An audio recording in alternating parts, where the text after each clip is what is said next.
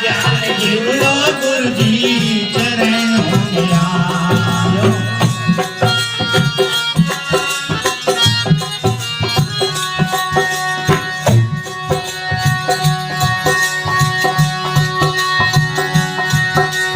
क्या कहा?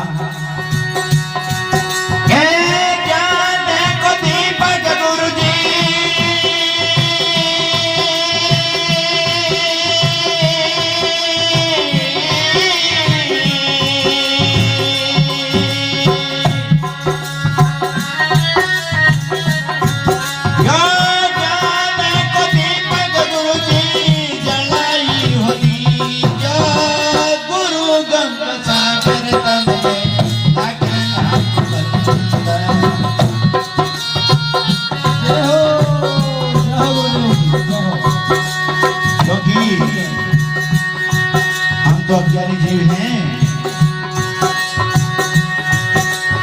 तभी तो गुरु की शरण में आए हैं। और गुरु